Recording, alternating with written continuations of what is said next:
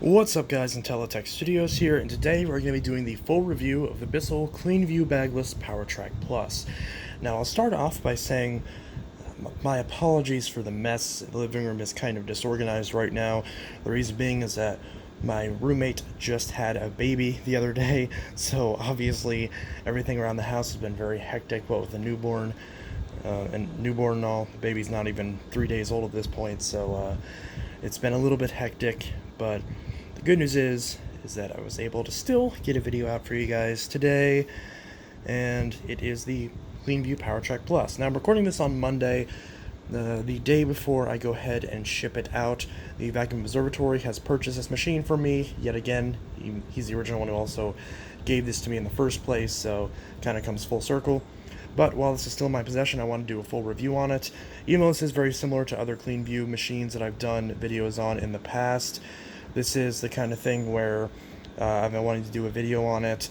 So, yep, we're going to go ahead and do the full review right now. This is model number 3593-3, and it is relatively similar to the model that I did a review on previously. That was the standard PowerTrack. The main difference being that this model has a clean filter indicator, it has a turbo brush, and it also, I believe, has a slightly longer cord, but other than that, it's basically the same machine. Now, this particular machine was made in 2004, so it does have the different style of filter release latch, but it does come with a HEPA filter. If you look at the back of this, we can see this particular model was manufactured on the 177th day of 2004, and it does have all the attachments with it. So it has the shorter style extension wand, which is very similar to the one that you find on newer Bissell units. It also has a crevice tool,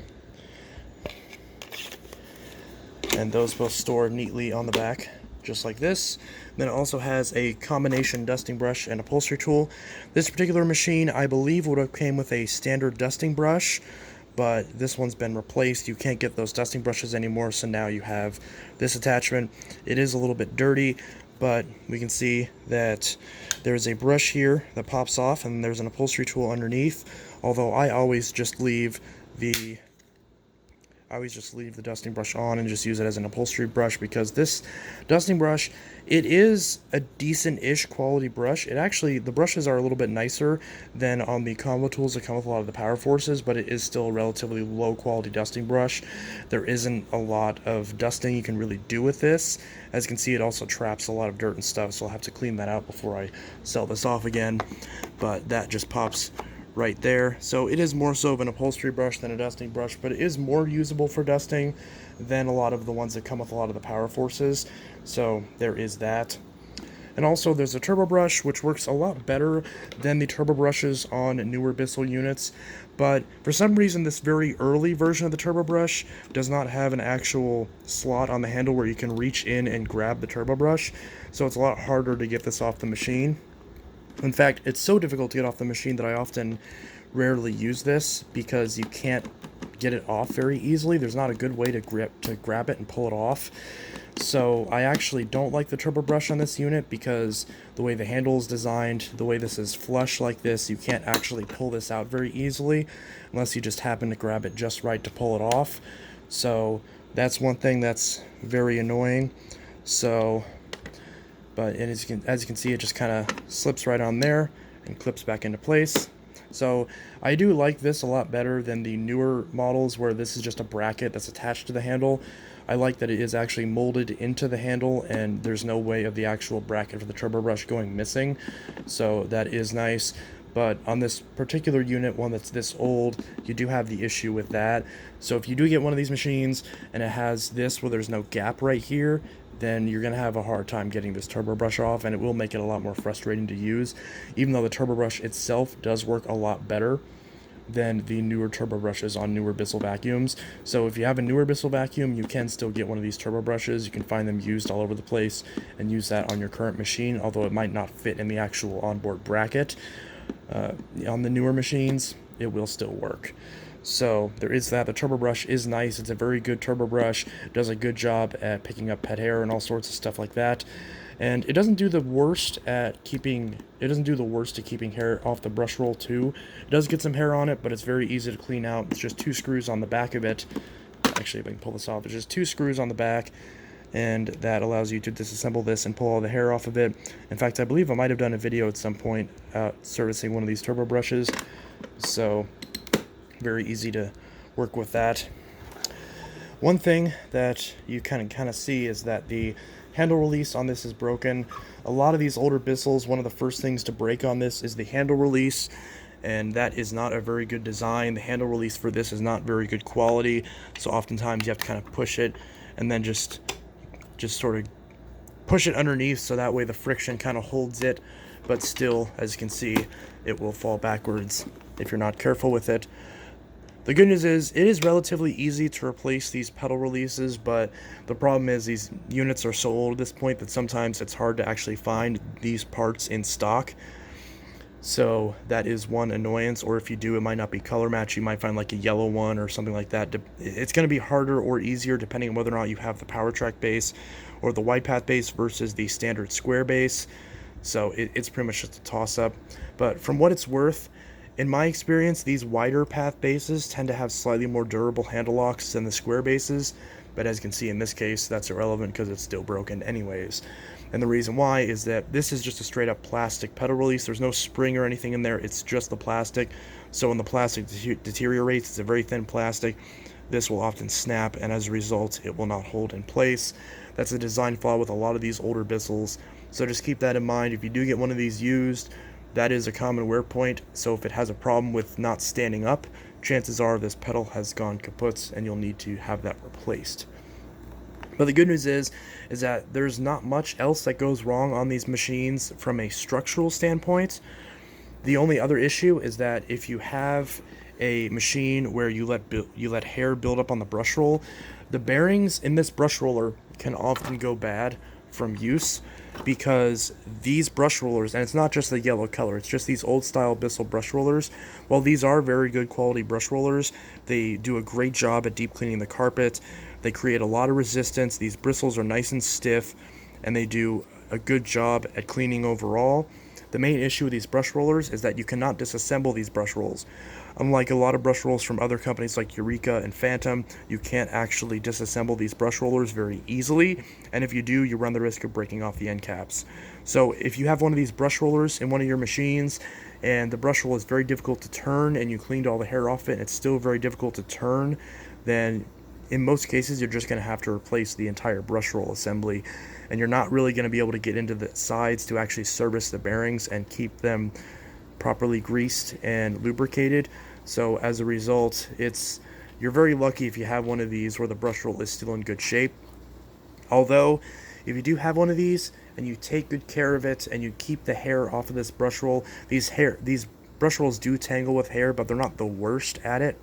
They do still tangle pretty easily, but it's just a few screws to take this bottom plate off, and you can easily pull out the brush roll and pull all the hair off of it. Same thing with the belt change. Belt changes on these models are very easy. Some of these units have just 2 tabs that allow this base plate to pull off, and that's even easier, but most of these do just have screws that come off, just standard Phillips head screws. So belt changes on these are very easy. All of these units with this design will have stretch belts. The only real exception is if they have a similar dust cup setup, but they have the lift-off design. Those ones do have separate brush roll motors, but these do have stretch belts, so you will have to replace the belts in these about every year. One other issue that people have reported is issues with this height adjustment. Now, this section that actually clamps into this part right here is plastic on plastic, so if you're really rough with this thing and you're throwing it down on the floor, one of these plastic tabs could break and the height adjustment might not adjust correctly. But as long as you treat these machines well, or you get one that was used that's in good condition, then you shouldn't have that issue, even among years and years of the machine being used. So that shouldn't be a problem. Speaking of a height adjustment, there is a 7-position height adjustment on this unit right here. So you can see it goes from bare floored and low carpet all the way up to high carpet. For my particular carpet, I always just leave it on medium. This type of carpet is pretty close to a medium pile carpet. And while it does say bare floor right there, that is a little bit deceiving, as there is no brush roll shutoff and there is no squeegee on the back. So if you try to run this on bare floors, it will scatter debris, unless it's the kind of thing where it's a fine enough debris that it's not actually really going to scatter it all that much. So if you're sucking up like coffee grounds, you should be okay, but if you're sucking up any sort of crumbs or anything like that, it will probably spit it out the back of the machine, depending on the size of the debris. So if you want to use this on bare floors, I would recommend getting a couple extra extension wands and getting a floor nozzle. That should pretty much give you the proper ability to use it on bare floors. And that's what I did for the longest of time whenever I used my Power Force as a daily driver and it was my only vacuum. I would just get a bare floor tool that fits this hose. This hose uses the same type of fitting as a lot of Kenmore and Panasonic machines, so I'd get a Kenmore or Panasonic floor tool, get a few extra extension wands, and I'd be able to use these machines on bare floors just fine. Essentially like a canister vacuum with a straight suction floor head. So that does work. If you're willing to do that, then you can use this on floors, but as far as using the actual power foot on floors, that's pretty much a no-go on these machines. Another nice thing about this unit when compared to the newer units is that not specifically referring to having it 2 more height adjustments than newer units, that's not too big of a deal, although that is technically a feature if you're concerned about that. If you've perhaps tried one of the newer ones and you can't get it to quite adjust right, then this would be better. But in my experience, these 2 extra height adjustments are nice, but they're not all that necessary. But one thing that is nice is you have the ultra soft bumper on these units, and this is a lot nicer in terms of keeping it from scuffing up any sort of furniture or anything like that if you're concerned about that sort of thing, or even getting scuffs on the vacuum itself. This does a good job at help resisting that. It also has dual edge cleaning, but because of the soft bumpers, it does kind of reduce its, actually not reduce, it increases its spacing between baseboards. So if you're running this along baseboards, because of this ultra soft bumper, it actually doesn't do as good of a job at edge cleaning than the newest units, because those are just a really thin plastic border that's right against the whatever wall or baseboard you're against, so it's a lot easier for it to suck it in, especially on this side since this is one-sided suction. The actual suction channel is right here, so around this area, so if you are able to edge clean on either side, obviously this side is going to edge clean better regardless of what generation of Bissell you're talking about. Anything with a hose like this, it's going to edge clean better on the side that's closest to the hose, whereas this, and also being separated with the belt, does not get a whole ton of airflow, so you're not really going to be doing that good of edge cleaning on this side. So even though it is dual edge cleaning, this side obviously does do a lot better at edge cleaning. So if you are going to try to use edge cleaning with this, definitely do this side or just use the crevice tool. Moving up on this unit, one nice feature it has that none of the newer Bissell models have is a headlight. And not only a headlight, this is the wide beam headlight. It uses a larger bulb than some of the lower end units, so it actually does have a very nice bright headlight, and you'll see that whenever I demo the machine. This type of headlight is a little bit different. It's a much bigger bulb, and you actually install it by pushing it in and then twisting it to lock it into place, whereas a lot of the non-wide beam headlight models just has a little peanut style bulb that you just click in. So it does use a different type of headlight than the lower end Power Force models, at least the most of the common ones that have headlights like the 3522-5 and -6 models. But the earliest Power Forces and Power Glides do have this style of wider headlight bulb. So the way this comes out is you just have 2 screws that you just undo. This entire lens cover pops off if you want to clean it, or just simply replace the bulb. You can do that, put it back in and screw it back in. One unfortunate thing is that dust does escape through this headlight bulb. This isn't the only vacuum to do that, but it is notable because this machine does not have very good filtration, and with it having the pre-motor filter right here and the actual air path going underneath into the motor behind this headlight, a lot of dust does escape into this headlight. So this headlight does go foggy very quickly, so if you want to keep the headlight being as bright as it can, then you are going to want to pull this cover off and clean it, so that way the actual light bulb doesn't have anything impeding its ability to shine straight through. So having a headlight is optional, is a very nice feature. And the nice thing is if you're not a fan of headlights and you do not like them and you get one of these machines, there's nothing stopping you from just simply taking out the bulb and reinstalling the cover and not having a headlight. So it is definitely very nice to have the headlight, because it's definitely a nice option to have, especially if you're vacuuming in dark areas or in just many other areas. Obviously the headlight isn't as effective as if it was on the front of this, but obviously this is a lot easier than having to route wires through the base, and then that would make disassembling this a lot harder to do. So that is something that is very nice. So it's a nice option to have. Now, as usual with vacuums with headlights, I think it would be nice to just have an option to have a switch that controls the light, so you can just simply turn it off or on with a flick of the switch without having to actually take the bulb out to disable it or wait for it to burn out. So that way, those who both do and don't like headlights are equally satisfied with the machine.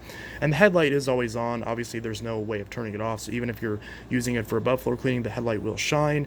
I don't really see that as a problem, but some people might have an issue with that, so there is that. The headlight is a nice feature, and it is easy to change out, and the bulbs are extremely cheap. You can get them directly from Bissell for about $1 or $2, or you can buy many over-the-counter bulbs that are the same wattage and voltage, and they'll work just fine.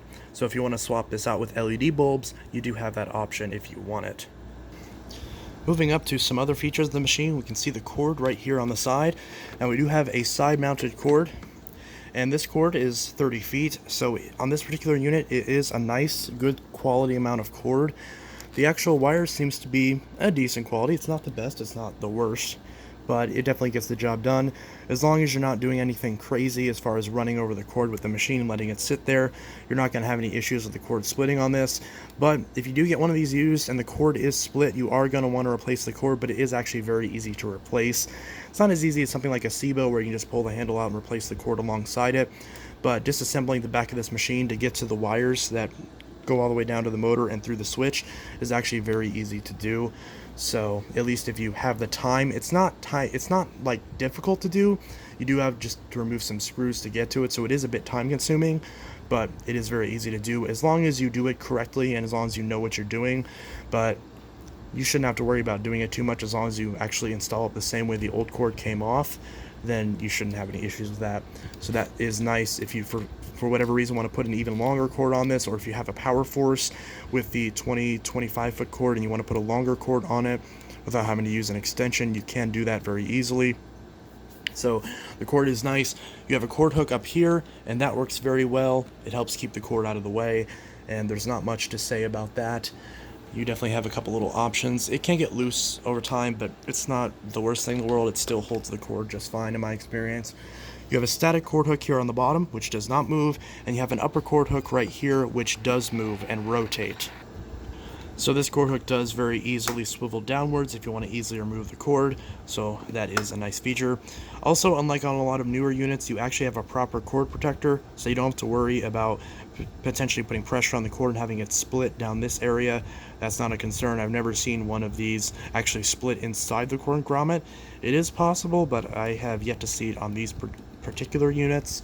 So having this definitely does help when compared to newer units. So if you are a bit rougher on your vacuum, then you might want to get one of these older ones, or honestly, since a lot of these may be abused, you might want to get a commercial grade one, like a lot of the sanitary or the big green variants. Something like that might be better if you really want to use one of these for commercial cleaning. That's my preferred solution, so you actually get something new and not something that might have been in a customer's house and abused like a lot of these machines are. So there is that. So not commercial grade per se, although they did make a commercial grade of this, commercial version of this machine under the Rubbermaid brand.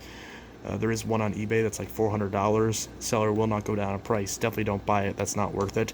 But if you find one of those for a good deal, maybe, but I actually wouldn't recommend it, specifically for the next thing I'm about to talk about, which is the filtration, which is the biggest weakness of this machine. So it does have a HEPA filter, and that is nice. You do have a HEPA filter in here. Some of these models just come with a standard post-motor filter, like a charcoal kind of filter, but not exactly. It's more so just a felt piece of filter. But the HEPA filters are better. They do help actually kind of make the air a little bit better quality, except this is not a sealed system. This is nowhere close to being a sealed system, and this lets a lot of dust escape. And when I say a lot, I mean a lot. It is the biggest weakness of this machine because it has a good amount of features for the price point and given the time period, and it performs very well on carpets. But the biggest Achilles heel is this filter setup is very, very poor. So, first off, before the post-motor filter, you do have a pre-motor filter right down here, which has a nice little handle that you can easily grab and pull straight out. This filter is washable. You can wash it in warm water and any sort of soap or detergent you please. And also, this filter, along with the filter up here, is very easy to find. So if your filters go bad and they start to fall apart after so many years, because you can only wash filters so many times before they start to deteriorate and need replacing, these filters are easy to replace. And I would recommend, after probably every year or so, if you're using one of these machines, replace these filters. Wash these filters at least every month. A lot of those metrics that say to wash it after a certain amount of time is not very precise. It all depends on how often you vacuum, how long you vacuum, and how dirty your place is. Check this filter, and especially check this upper tank filter every single time you empty it. In fact, I would say probably clean at least this upper tank filter every time you empty the cup, and probably clean this filter maybe every 2 or 3 times you empty the dirt cup, if not more than that. Obviously, pull these out and check them, and if they're dirty, clean them. If they got like a little spot on it like this you could probably let go for a little bit more, but once you can't see the black anymore and it's all dusty, you want to wash this. In fact, I will wash it after this video, since I'm about to sell this anyways, and I want it to be clean for whenever it is delivered. So that just simply slides right back in here and clips right back into place very easily. You don't really have to punch it like I did. You can just easily push it back into place. Just make sure it's locked in. Then the other filter you have is you have the lock and seal lever right here, which is how you release the dirt cup. So you can see it says unlock right here and lock over here. This is the full line, so you don't have a lot of capacity, and you don't want to overfill because it'll get stuck in this area and you're going to spill dirt out whenever you pull this cup out. So you want to twist it like this, and you can see the cup lowers, and now you're able to pull it straight out. And as you can see, stuff does get stuck in there. So it's not the best system in the world, not even close. But there is no filter inside this lever. This entire bit is just plastic. Dust does get in here a lot, especially if you don't clean it very often. But if you keep this whole section clean, then it's not going to be too big of an issue. One thing that's nice about this compared to the later Power Force bagless models and the CleanView 2 series is that there's a little tab back here that you can twist, just like that. And then now the entire upper tank easily releases for cleaning purposes. So now you can grab these two bits right here and pull this whole thing straight out. And I recommend doing this, again, every time you empty the dirt cup on this machine. Now, I know I also mentioned that this particular model has a clean filter indicator, and no, it doesn't. Because this should not be trusted, because when this turns red, that means this filter is so full of dirt that it's likely passed all that dirt through the pre-filter, through the motor, and out the exhaust. And part of the reason why a lot of these machines get thrown out is because a lot of other machines have better tolerances, but this has very loose tolerances with these filters. If you do not clean these filters every single time they need cleaned, then instead of the machine simply losing suction, it won't lose suction. That is one thing that you could say as a positive, is that when these filters are really dirty, they don't really lose suction. What they do instead is they pull all that dirt right through the filters, through the motor, and out the exhaust. So you're exhausting all that dirt that you're supposed to be sucking up back into the air that you're breathing, and it's dramatically reducing your air quality and to some extent kind of poisoning you, but not quite. But the other issue with that is that all that dirt will build up in the fan and make the thing get very loud. I've done plenty of videos on these Bissell CleanViews whenever they are abused, and they get very noisy because the fan is rattling because it's so full of dirt.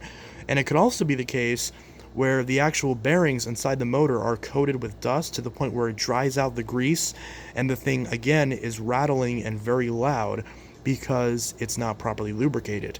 So if you get one of these in and it's very, very loud and the whole thing is buzzing very loudly, then you got a bad motor on your hands for one of those two reasons, and because these filters were not taken care of. And usually the machine will be very covered in dust. The whole inside of this will be entirely dusty, so you'll know. So once you remove this section right here, the filter twists off just like this and pulls straight out. And it does it whenever you can remove the same way, even without actually pulling this off. You can just twist it and pull it down like this and pull it straight out. That works too. And another thing is, you should, like I said, wash this filter every single time you empty the dirt cup, or at least check it. In this case, it really should be washed It could probably go maybe a little bit longer, but I still would not recommend that. If you get a machine like this, just understand you're going to have to do a lot to maintain it. That just comes with the territory. If you don't want to deal with that, get a newer variant or get a bag machine where you wouldn't have that problem because you just replace the bag. So one thing that is nice is that if like these little tabs in here, or not tabs, little slots in here get dirty, you can just undo the 2 screws right here, pull this off, and wash all of this. And you can wash this cover as well. You can wash the bin once you empty it, and you can also wash this filter and the actual cage as well. If you do, just make sure it all dries for at least 24, if not 48 hours, depending on the location. Make sure it's bone dry before you put it back in, and you should be good to go. And you do have to do that very frequently on this machine. So it says right here, clean the filters frequently. Frequently is an understatement. You need to clean these filters almost every time you vacuum, pretty much every time you vacuum. So I know some people would say, for like a lot of other bagless machines, you gotta clean it every time you vacuum. That's not always the case. In this case, it is. You gotta clean these filters very frequently if you want to actually not only maintain suction, but also maintain the life of yourself, because you want to maintain your air quality so it's not blowing this dust through, and also maintain the life of your vacuum so it's not blowing the dust through the motor and slowly killing the thing over time. Which, again, if you get one of these nowadays, chances are it's already going to be too far gone, unless you just happen to get it from someone who took good care of it. But that is becoming few and far between with these machines. So, again, depending on where you get one of these from, it's a crapshoot. So if you can ideally test it, or if you're in a situation where if it is too bad, you're able to get a refund for it, then that's the only situation where, as a consumer, I could possibly say it's okay. If this thing's basically free or $10 or something like that, then sure. Or if you're a collector, then obviously you'd be able to do all that work to it anyways. So, yeah. So the last thing we're going to talk about before we actually run this machine is the hose. So I did mention the attachments, and one other thing about this combo tool that I forgot to mention is that unlike the combination tool on the Power Forces where it swivels to either side, this is not able to be used with the crevice tool, using the crevice tool as an extension wand, because there is no slot for it to go into. This is just a standard fitting.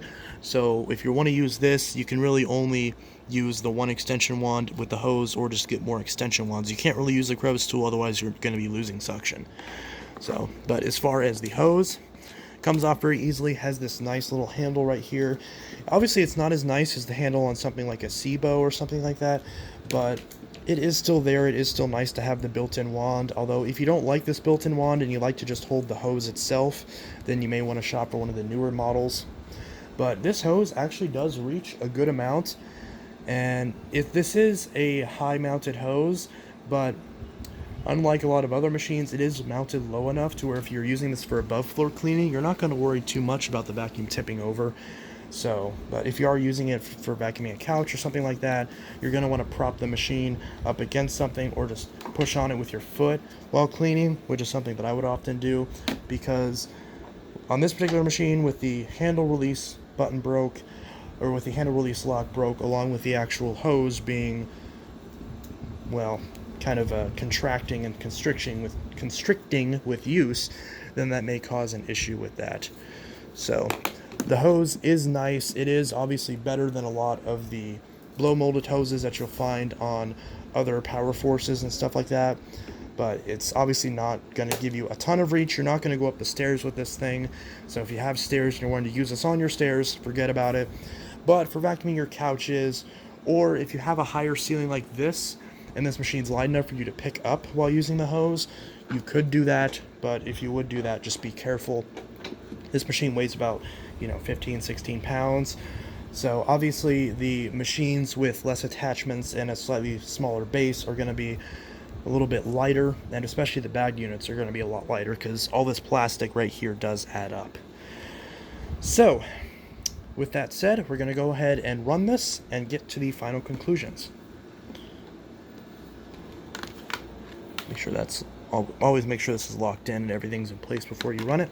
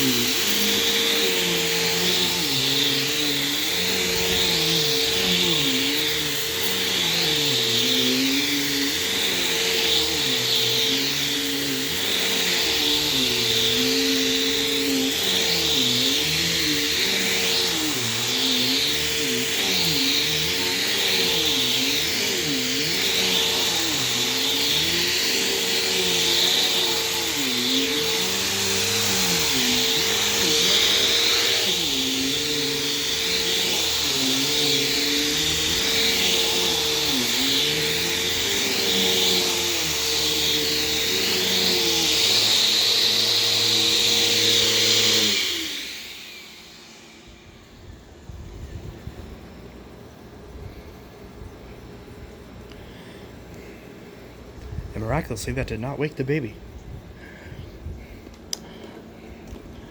Somehow, this baby appears to like vacuum cleaners. Seems like someone will be about higher in 20 years. Anyways, so this CleanView PowerTrack Plus, as you can see, works perfectly fine.